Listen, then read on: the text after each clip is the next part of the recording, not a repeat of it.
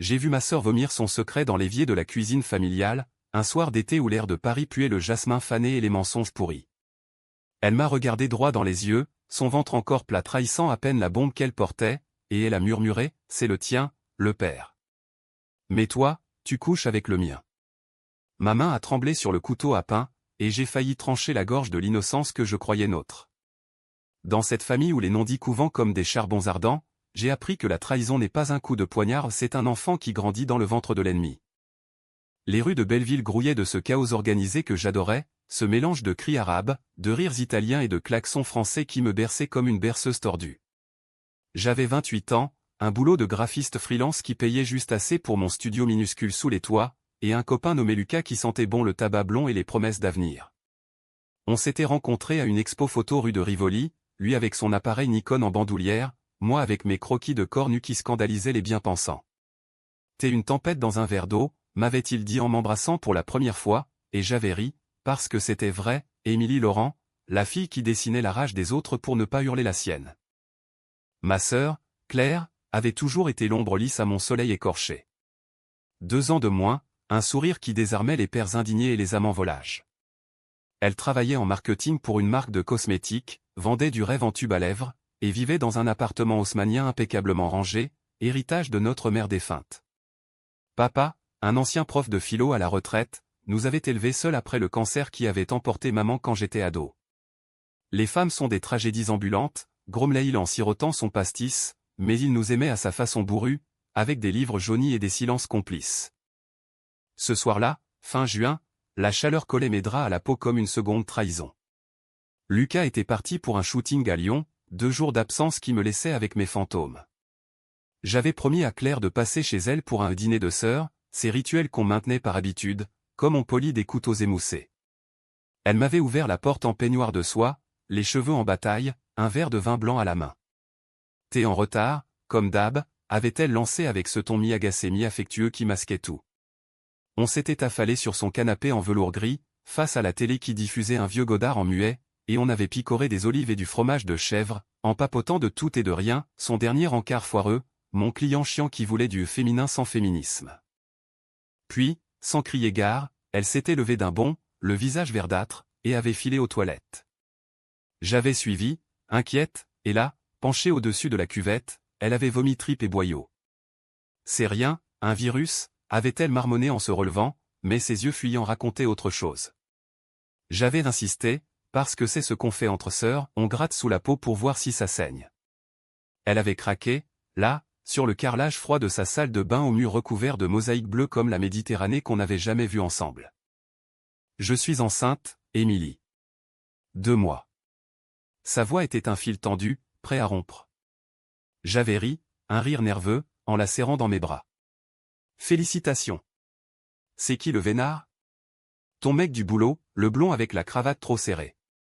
Elle s'était dégagée, lentement, et m'avait fixé avec une intensité qui m'a glacé le sang. C'est Lucas. Le monde s'est arrêté net, comme si Paris avait retenu son souffle.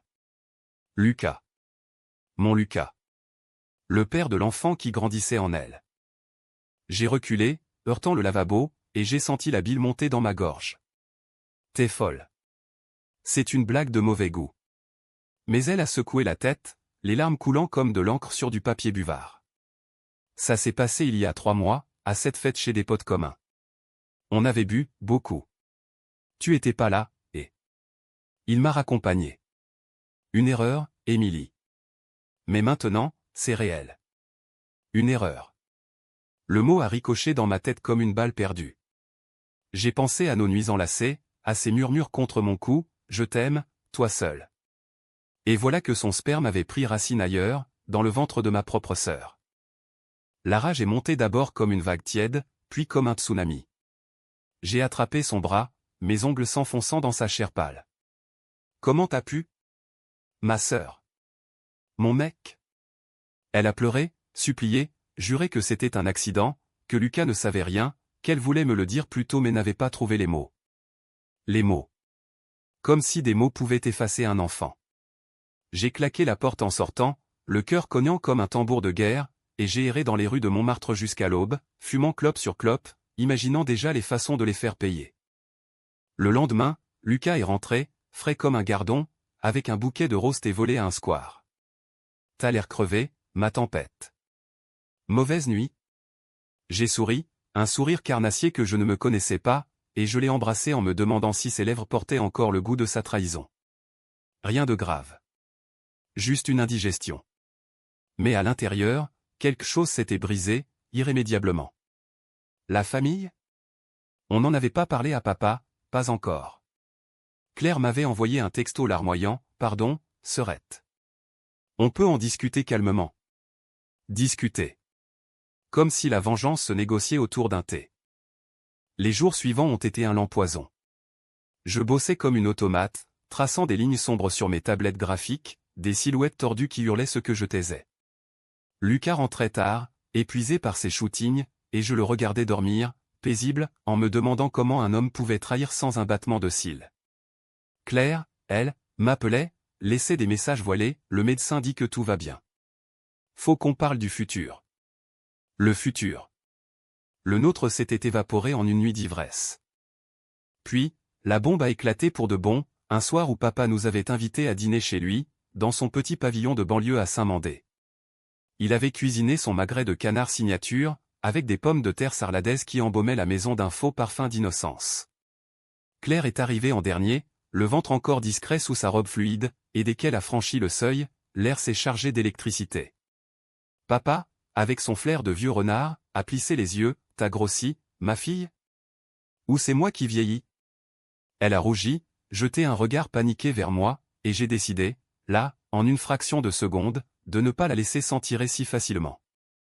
Dis-lui, Claire. Dis-lui qui est le père. Ma voix était calme, trop calme, comme le silence avant l'orage. Elle a balbutié, cherché ses mots, et enfin, dans un souffle, c'est Lucas. Le copain d'Émilie. Papa a lâché sa fourchette, le métal tintant sur la porcelaine comme un glas. Ses yeux qui avaient lu Sartre et Camus jusqu'à l'usure, se sont posés sur moi, pleins d'une douleur muette. Émilie? C'est vrai? J'ai hoché la tête, les larmes brûlantes, et j'ai ajouté, pour enfoncer le clou, et elle m'accuse, papa. Elle dit que je sors avec son père à lui, comme si j'étais la pute de service. C'était un mensonge, un coup bas que j'avais inventé dans l'instant, pour la faire saigner à son tour. Claire a hurlé, c'est faux. Elle ment pour se venger. Et la famille a explosé, là, autour de la table, en un feu d'artifice de cris, de pleurs et d'accusations qui ont fait voler les assiettes. Papa s'est levé, blême, et a pointé un doigt tremblant, sortez. Les deux. De ma maison. On est partis dans la nuit, Claire et moi, dos à dos, chacune portant son fardeau, elle son enfant illégitime, moi ma soif de revanche qui grandissait plus vite que n'importe quel fœtus. Les semaines qui ont suivi ont été un labyrinthe de miroirs brisés, où chaque reflet me renvoyait une version plus laide de moi-même. J'avais quitté l'appartement de Lucas sous un prétexte bidon à un besoin d'espace pour réfléchir à nous et j'avais atterri chez une copine, Sophie, dans son 2 pièces surpeuplé de Pigalle. Sophie, avec ses tatouages de louve et son cynisme aiguisé comme une lame de rasoir, m'avait accueilli sans question, juste un café noir et un lait mec, c'est comme les croissants, bon chaud, pourri froid. On passait les nuits à fumer sur son balcon étroit, à scruter les lumières de la tour Eiffel qui clignotaient comme une pute en chaleur, et je lui déballais tout, la trahison, le ventre de Claire, le mensonge que j'avais craché à table pour la faire imploser. Revanche, Émilie. C'est le seul langage qu'ils comprennent, murmurait-elle en exhalant sa fumée en volute paresseuse. Et elle avait raison. La psychologie des trahis, c'est un puissant fond, d'abord le choc, qui engourdit comme un anesthésiant, puis la colère, qui bouillonne et déforme tout, enfin, la planification, froide et méthodique, où l'on dissèque l'ennemi comme un chirurgien sadique. J'ai commencé par fouiller. Discrètement, d'abord, les messages sur le téléphone de Lucas qu'il laissait traîner, c'est le bonne nuit, bisous anodin qu'il envoyait à Claire avant notre rupture. Puis, plus osé, une virée nocturne chez elle, quand je savais qu'elle était au boulot. J'ai crocheté la serrure un truc appris d'un ex-voyou et j'ai fouillé ses tiroirs, trouvé des échos de leur nuit, un ticket de taxi froissé daté de cette fameuse fête, une photo de deux, ivres, lèvres collées dans un coin sombre. Ça m'a dévasté, mais ça m'a armé. Je voyais Claire, maintenant, Claire n'était pas une victime égarée, c'était une calculatrice, qui avait couché avec mon homme pour combler un vide, peut-être jalouse de ma liberté chaotique face à sa Willis. Et Lucas? Un lâche, qui avait nié tout en bloc quand je l'avais confronté, jurant que c'était un blackout alcoolisé, sans conséquence. Sans conséquence. Sauf un enfant. J'ai ri, un rire hystérique, en imaginant le visage de papa quand il apprendrait la vérité sur mon mensonge au nom, attends, mon accusation fabriquée. Parce que oui, j'avais inventé cette histoire de sortir avec le père de son bébé pour la salir, pour la faire passer pour la folle paranoïaque. Et ça avait marché, papa l'avait rayé de son testament mental, la traitant de fille ingrate dans un appel larmoyant où il me suppliait de rester la forte. Mais la culpabilité me rongeait, la nuit, quand le sommeil fuyait. Était-ce la vengeance qui me transformait, ou étais-je déjà cette harpie au fond? Les psys français, avec leurs divans parisiens et leur théorie lacanienne, diraient que c'est le miroir du désir, on est chez l'autre ce qu'on craint en soi. Peut-être que j'enviais Claire, sa capacité à piéger un homme dans son ventre, à forcer un avenir. Moi, je dessinais des rêves éphémères, elle en gravait un dans la chair. Un matin pluvieux, alors que je traînais au marché d'Aligre pour noyer mon spleen dans des huîtres tièdes, mon téléphone a sonné. Numéro inconnu. J'ai décroché, et la voix de Claire, rauque de fatigue, Émilie, faut qu'on se voie. Pour le bébé. Et pour tout. J'ai hésité, le cœur battant, mais la curiosité ou la cruauté a pris le dessus.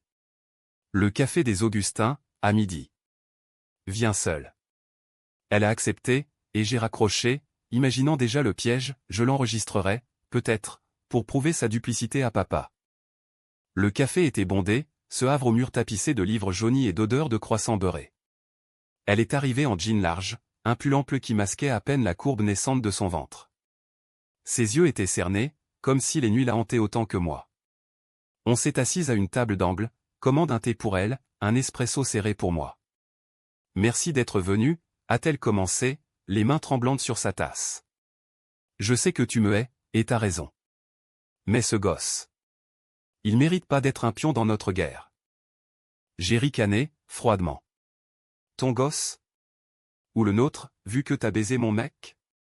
Elle a tressailli, mais a tenu bon, sortant une enveloppe de son sac. Regarde ça. Les résultats du test ADN précoce. C'est bien de lui. Et je veux qu'il assume, Émilie. Pas pour moi, pour l'enfant. J'ai ouvert l'enveloppe, parcouru les lignes froides de jargon médical, probabilité 99,9%. La preuve irréfutable. Et là, dans un éclair de sadisme pur, j'ai sorti mon atout, tu sais, Claire, ton accusation l'autre soir? Que je sortais avec le père de ton bébé? C'était bidon. J'ai inventé pour te faire mal. Et ça a marché, hein? Papa te voit comme une menteuse maintenant. Son visage s'est décomposé, un mélange de choc et de soulagement tordu. Pourquoi? Pourquoi faire? J'ai haussé les épaules, feignant l'indifférence. Parce que la douleur, c'est contagieux. T'as commencé. Elle a pleuré, là, en public, les épaules secouées, et une partie de moi a jubilé, l'autre a saigné. On a parlé pendant 1 heure, âprement, de notre enfance volée par la maladie de maman, de comment Claire avait toujours vécu dans mon ombre, admirative et rancunière, de comment Lucas était un mirage, un homme qui collectionnait les cœurs comme des objectifs photos. À la fin, elle m'a tendu la main, trêve? Pour le bébé. J'ai serré, mais intérieurement, je complotais déjà la suite. La revanche n'attend pas, elle mijote. De retour chez Sophie, j'ai ouvert mon ordi, lancé un nouveau fichier, Opération Phénix. Pas de violence physique, je ne suis pas une brute mais une dissection psychologique, lente et impitoyable. D'abord, confronter Lucas publiquement. J'avais des contacts dans le milieu photo, des potes qui animaient des soirées branchées à Bastille. Une expo de ses travaux était prévue dans 2 semaines, j'y ferai irruption, enceinte d'un mensonge plus gros que celui de Claire. Non, mieux, je répandrai la rumeur via les réseaux, subtilement, en taguant les bons comptes. Félicitations à Lucas pour son futur rôle de papa. Trahi fier avec une photo truquée de Claire et lui, éditée de mes mains de graphiste. Mais la vraie lame? Papa. Il fallait le reconquérir, le retourner contre elle définitivement. Un dîner, seul à seul, où je jouerais la victime brisée, la fille loyale. Papa, elle m'a volé ma vie. Et maintenant, elle ment sur moi pour se couvrir. Les faits déformés, la logique tordue, en psycho, on appelle ça la gaslighting familiale. Et Claire paierait, oh oui, jusqu'à ce que son ventre soit le seul témoin de sa chute. Pourtant, cette nuit-là, seul dans le lit d'appoint, j'ai rêvé de maman. Elle me tendait un miroir, et dedans, je voyais non pas une vengeresse, mais une petite fille hurlant pour de l'amour. La frontière entre victime et bourreau est fine comme un cheveu, je la franchissais, et ça me terrifiait autant que ça m'excitait. Paris en juillet est une fournaise qui fond les âmes, transforme les trottoirs en grilles lents où l'on cuit à petit feu. J'avais loué un Vélib pour me déplacer, pédalant furieusement à travers le marais, évitant les touristes suants et les odeurs de pisse rance qui montaient des bouches d'égout. Mon plan prenait forme, un échafaudage précaire de mensonges et de demi-vérités, mais solide comme le béton des catacombes. D'abord, Lucas. Je l'avais revu 2 fois depuis la révélation, feignant la réconciliation pour mieux l'espionner. On va s'en sortir, bébé, me jurait-il en me couvrant de baisers contrits, ignorant que chaque caresse était un poison que je distillais en silence. La confrontation a eu lieu à l'Expo, dans une galerie étroite de la rue de Birague, où ses photos aux dénus éthérés, des paysages flous d'émotions accrochaient les murs comme des trophées volés. La foule bourdonnait, photographes en herbe, critiques snobs avec leur carnet Moleskine, et Claire, ô ironie, invitée par un ami commun, debout dans un coin, main protectrice sur son ventre arrondi. Je l'avais vue en entrant, et mon pouls s'est emballé, un mélange de haine et d'un désir pervers de la confronter ici, devant tous. Mais non, le timing est l'art de la vengeance. Lucas dédicaçait un tirage quand je me suis approché, un verre de chardonnay à la main, vêtu d'une robe noire moulante qui hurlait « femme fatale ». Félicitations pour l'expo, chérie. Et pour le bébé. Ma voix portait, claire et tranchante, et les têtes se sont tournées comme des tournesols affamés. Il a pâli, bafouillé, Émilie, pas ici. Mais trop tard. Une journaliste freelance, une copine de Sophie, a sorti son dictaphone, bébé ? Racontez-nous, Lucas. J'ai enchaîné, les yeux brillants de larmes théâtrales, oui, il va être père. Avec ma sœur. Une belle famille recomposée, non ? Le scandale a enflé comme une levure dans un pain maudit. Flash d'appareil, murmure qui se propageait via Instagram en temps réel, Lucas perd indésirable trending local. Claire s'est éclipsée par une porte dérobée, le visage ravagé, mais pas avant que nos regards ne se croisent, le sien suppliant, le mien triomphant. Lucas m'a traîné dehors, dans une cour pavée où les chats errants miaulaient leur indifférence. T'es malade. Pourquoi faire ça ? J'ai ri, un rire qui grattait comme du verre pilé. Parce que t'as fait pire. T'as planté ta graine chez elle, et maintenant, tout le monde sait quel jardinier minable t'es. Il a essayé de me frapper, une gifle avortée qui s'est muée en supplication. Je t'aime encore, Émilie. Laisse-moi réparer. Réparer. Le mot m'a fait gerber intérieurement. J'ai craché, ton amour, c'est une maladie vénérienne. Guéris-toi seul. Et je suis parti, le cœur gonflé d'une victoire amère, mais creuse. La psycho des vengeurs, on frappe, on exulte, puis le vide s'installe, plus froid que la Seine en hiver. Papa, lui, était la clé du verrou familial. Je l'ai appelé le lendemain, prétextant une crise, viens me voir, papa. J'ai besoin de toi.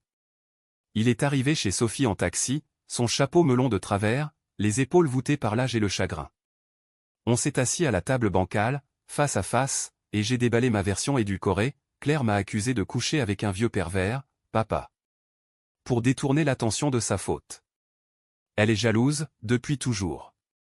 J'ai sorti des preuves, des captures d'écran truquées de textos où elle m'accusait de flirter avec un fantôme, un certain Monsieur Dupont, père imaginaire du bébé, une invention grotesque, mais crédible dans la paranoïa sororale.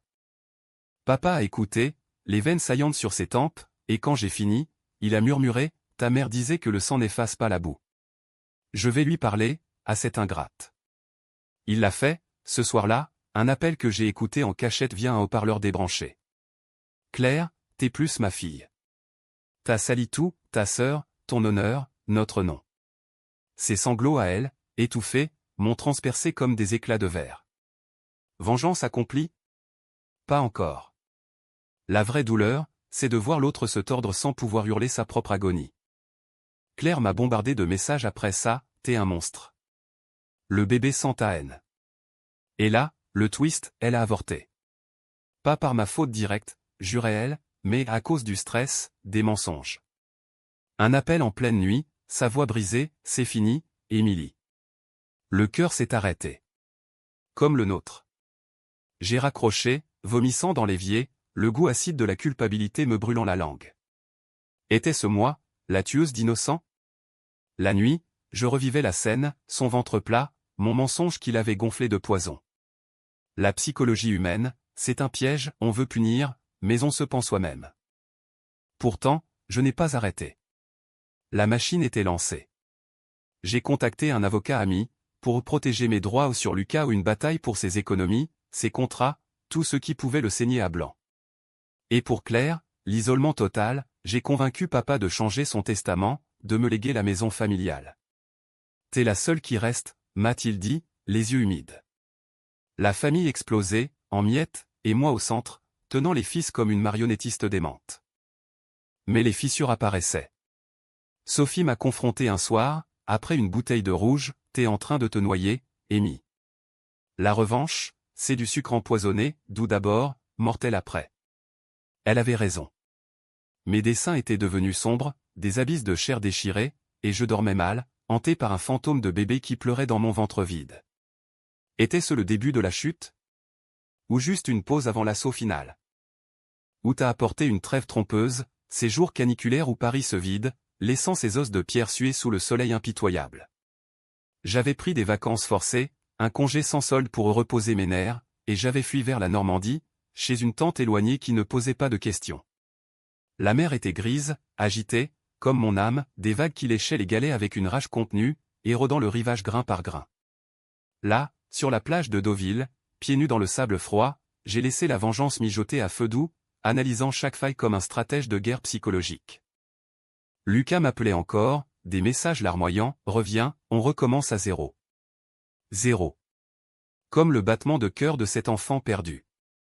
J'ignorais, effaçant sans lire, mais j'avais engagé l'avocat pour une procédure de dommages moraux, un procès civil pour trahison conjugale, une rareté en France, mais faisable avec les preuves que j'avais amassées. Ça le ruinera, m'avait dit me. Duval, un quinquagénaire chauve au regard acéré. Et psychologiquement, ça le brisera. C'était le but, non pas le tuer, mais le laisser vivante, un zombie errant dans les ruines de sa vie. Claire, elle, s'était terrée. Des rumeurs via des amis communs, elle avait démissionné, vivait recluse dans son appartement, consultant un psy pour dépression post-traumatique. Post-traumatique. Le mot m'a fait ricaner, qui était la vraie victime ici? Moi, trahi 2 fois par l'amour et le sang? Eux, pris dans le filet de leurs actes? La philosophie française, héritée de nos dîners avec papa, m'obsédait, Sartre et sa mauvaise foi, Camus et son absurde. Était-ce absurde de punir? Ou juste humain, jusqu'à l'os? De retour à Paris, fin août, la machine a redémarré. J'ai organisé une réunion familiale factice, en invitant papa et Claire sous prétexte de réconciliation pour maman. Le lieu, notre ancien café préféré, le Procope, avec ses murs chargés d'histoire et ses miroirs qui reflètent les fantômes. Papa est venu, méfiant, cravate nouée serrée, Claire, pâle comme un linceul, escortée par une amie pour soutien moral. Je les ai vus entrer ensemble, mal à l'aise, et j'ai souri intérieurement, le piège se refermait. On s'est assis, commande des cafés crème et des tartines, et j'ai lancé l'offensive avec douceur feinte, pour guérir, il faut vérité. Claire, raconte à papa comment ça s'est passé avec Lucas. Elle a hésité, jeté un regard suppliant, mais papa a hoché la tête, parle, ma fille. Où c'est fini pour de bon. Et elle a craqué, déversant tout, la fête, l'alcool, le regret immédiat, le test de grossesse caché par peur. J'ai voulu protéger Émilie, mais j'ai tout gâché. Papa écoutait, impassible, mais ses jointures blanchissaient sur sa tasse. Puis, mon tour, et ton accusation contre moi? Que je sortais avec le père de ton bébé, un vieil homme imaginaire? C'était pour me salir, hein? Elle a nié, éperdu, c'est toi qui as dit ça. Pour me discréditer. Le mensonge originel rebondissait, et papa, confus, a balbutié, attends. Qui ment?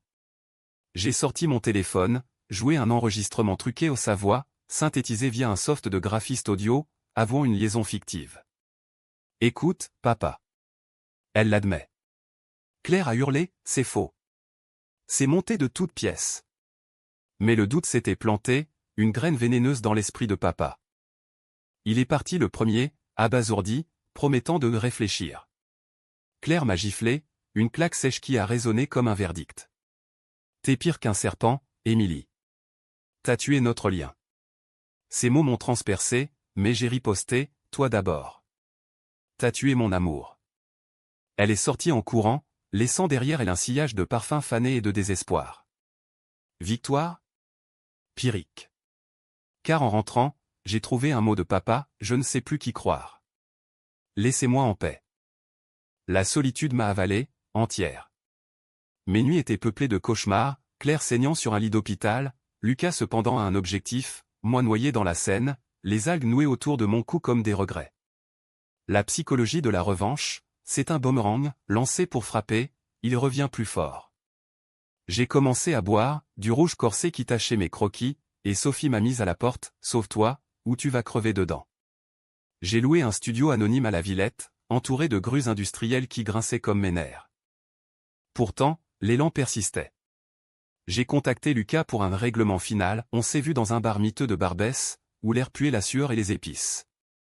Il était maigre, les yeux creux. Qu'est-ce que tu veux encore? J'ai glissé le dossier de l'avocat, tes couilles sur un plateau. Ou on va au tribunal. Il a signé, renonçant à tout, appartement, économie, carrière en partie ruinée par le scandale. T'es satisfaite, a-t-il craché. Non. Jamais. En sortant, j'ai vomi dans le caniveau, le goût de la tripe humaine me soulevant l'estomac. Claire, apprenant la nouvelle via papa, qui m'avait appelé, distant, c'est fait, m'a envoyé une lettre manuscrite, papier tremblant d'encre, je pars à Lyon, chez une cousine. Ne me cherche pas. Tu as gagné, mais perdu une sœur. Perdu. Le mot a résonné comme un glas. Et là, dans le silence de mon studio, j'ai craqué. Des sanglots qui secouaient mon corps comme une tempête, des heures à hurler contre les murs nus. La vengeance n'apporte pas la paix, elle creuse un vide plus grand, un abîme où l'on tombe éternellement. Septembre a ramené les pluies, ces averses froides qui lavent Paris sans nettoyer les âmes. J'errais comme un fantôme dans les couloirs du métro, évitant les regards, mes dessins vendus à des clients anonymes pour payer les factures. La victoire avait un goût de cendre, Lucas ruiné, parti pour Marseille avec un billet de train et un sac à dos, Claire disparue, effacée des radars familiaux, papa, muré dans un silence qui valait tous les procès. Pourtant, le vide en moi hurlait plus fort que jamais, un appel primal à réparer ce que j'avais brisé ou à briser plus encore. C'est Sophie qui m'a secoué, un après-midi où elle m'a traîné à un atelier d'écriture thérapeutique, un de ces trucs bobos dans le 11e, avec des coussins au sol et du thé à la camomille. Écris ta douleur, Amy. Pas la leur. J'ai essayé, grattant sur du papier recyclé des fragments de rage, je suis la lame et la plaie, la traîtresse et la trahie. Les autres participants, des âmes cabossées, hochaient la tête, la psy, une femme aux lunettes rondes, murmurait, la vengeance est un cycle. Brise-le. Briser. Facile à dire. Mais cette nuit-là, j'ai fouillé mes mails, trouvé une adresse pour Claire, un job freelance à Lyon, signalé par un contact indiscret. Je lui ai écrit, anonyme d'abord, ton silence est ta prison. Parle, ou pourris. Pas de réponse. Puis, osant mon nom, Claire, c'est moi. On doit clore ça. Pour de bon. 3 jours plus tard, son retour, laconique, vient à Lyon. Gare de Perrache, samedi 14h. Café Le Soleil. Mon cœur a cogné comme un marteau-piqueur. Aller là-bas, c'était risquer la confrontation ultime, celle où la psycho des sœurs se déchaîne sans filet. Le TGV m'a ballotté à travers la Bourgogne, paysage flou de vignes et de regrets. Lyon était une Paris en miniature, plus industrielle, moins chic, avec ses traboules sombres et son Rhône boueux. J'ai retrouvé Claire au café, une brasserie aux banquettes de Moleskine usée, où les serveurs en tablier blanc slalomaient avec des plateaux de quenelle. Elle était changée, cheveux courts, teint hâve, un tatouage frais sur le poignet d'un phénix renaissant, ironie du sort. « Assieds-toi » a-t-elle dit, sans chaleur, commande un Perrier pour elle, un vin blanc pour moi. On s'est regardé, longue minute, le poids des non-dits comme une enclume. « Pourquoi t'es venue » a-t-elle lancé enfin, voix éraillée par des nuits sans sommeil. Pour comprendre. Et peut-être. Arrêtez. Elle a ri, un rire cassé. Arrêtez.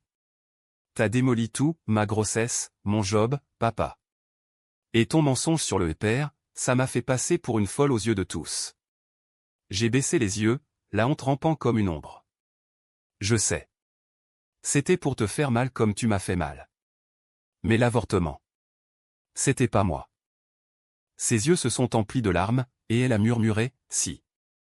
Ton poison l'a tué. Le stress, les cris, l'isolement.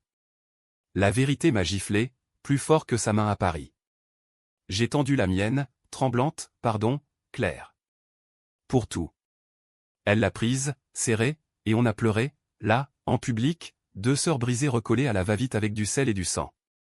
Elle m'a raconté Lyon, un appart minuscule, un boulot de serveuse, des thérapies de groupe où elle apprenait à lâcher la rancune. Et toi? T'es heureuse dans ta victoire? J'ai secoué la tête, heureuse. Non. Vide. On a marché le long du Rhône, l'eau clapoteuse emportant nos confessions. Elle avoua sa jalousie d'enfance, t'étais toujours la rebelle, l'artiste. Moi, la sage. Lucas, c'était un moyen de te piquer un bout de feu. Moi, ma peur de l'abandon, héritée de maman, j'ai puni pour ne pas souffrir seul. La psycho des liens fraternels, un nœud gordien, tranché à coups de trahison, mais noué à nouveau par le pardon forcé. De retour à Paris, j'ai affronté papa. Seul, dans son pavillon, face à son rocking chair qui grinçait comme un aveu. J'ai menti, papa. Sur l'accusation. C'était moi, la menteuse. Il m'a regardé, longuement, puis, je sais, petite. Les perçant de ces choses. Pas de colère, juste une fatigue infinie. Mais le mal est fait. Claire revient quand? J'ai appelé, et on a reconstruit, pierre par pierre, un dîner à trois, tendu, mais sans éclat, des appels quotidiens, prudents, un voyage à Deauville, pour maman, où on a dispersé ses cendres imaginaires dans la mer. Lucas? Il a refait surface, un mail pathétique, j'ai merdé. Mais je mérite une seconde chance? J'ai répondu, non. Guéri seul. Et effacé, définitivement. La vengeance s'est muée en cicatrice, douloureuse mais close. Octobre enveloppait Paris d'un manteau ocre, ses feuilles mortes qui craquaient sous les semelles comme des os fragiles. La famille, ce monstre à trois têtes, respirait à nouveau, timidement, dîner chez papa où Claire racontait ses anecdotes lyonnaises sans amertume, où je dessinais des portraits d'elle enceinte à un hommage tardif, pour guérir les fantômes. Mais la psychologie ne pardonne pas si facilement, sous la surface lisse, des courants contraires tiraient, des doutes qui ressurgissaient la nuit comme des bulles de méthane. J'avais repris mon boulot, un contrat juteux pour une expo sur les trahisons intimes, ironie cosmique. Mes toiles, sombres et viscérales, attiraient les critiques, Laurent capture la chair de la douleur avec une précision chirurgicale. Sophie, redevenue ma confidente, hochait la tête, t'as survécu, Amy. C'est déjà une victoire. Survécu. Oui, mais transformée. La fille tempétueuse d'avant était morte, à sa place, une femme au contour plus net, forgée dans le feu de la revanche ratée. Claire est revenue pour de bon, mi-novembre, un appart partagé dans le 20e, nos rires forcés masquant les fissures. On recommence, Serette, murmurait-elle en cuisinant des crêpes, son ventre réimaginé, sans enfant un rappel muet. Mais un soir, après un pastis trop arrosé chez papa, la vérité a éclaté à nouveau, j'ai couché avec lui une seconde fois, Émilie. Après la fête. Pas par accident. Son aveu, jeté comme un défi, m'a figé. Pourquoi me dire ça maintenant? Elle a haussé les épaules, pour qu'on soit égal dans la boue. La rage est revenue, familière comme une vieille amante, mais tempérée par la sagesse acquise. Pas de mensonge cette fois, juste une gifle verbale, t'es toxique, Claire. Mais je t'aime quand même. On s'est disputé, hurlé, puis enlacé, le cycle infernal des sœurs. Papa, spectateur muet, a soupiré, les tragédies grecques n'ont rien à voir avec nous. On est français, on boit, on pardonne, on recommence. Et Lucas? Il a tenté un retour, un soir de pluie, à ma porte, trempé comme un chien battu. J'ai changé. Thérapie, tout.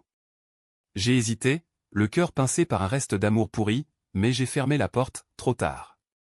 Va traîner tes chaînes ailleurs. Il est parti, et j'ai pleuré, non pour lui, mais pour la fille que j'avais été, naïve et entière. Aujourd'hui, décembre pointe, les lumières de Noël clignotant comme des mensonges joyeux. La famille n'a pas explosé pour rien, elle s'est recollée, plus forte dans ses cimes, comme un vase japonais réparé alors. Je dessine encore, des corps entrelacés non plus en rage, mais en tendresse fracturée. Claire parle d'adopter un jour, pour réparer ce qu'on a perdu. Papa lit ses Camus, citant l'absurde comme un mantra. Et moi?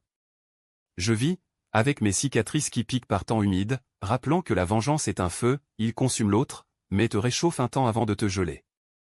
Dans ce chaos, j'ai appris la limite humaine, on peut haïr jusqu'au sang, mais l'amour fraternel, tenace comme une mauvaise herbe, repousse toujours. Paris, avec ses avenues larges et ses ruelles étroites, est mon miroir, belle et laide, logique dans sa folie. Et si la famille explose encore? Eh bien, on ramassera les éclats, et on dansera sur les ruines.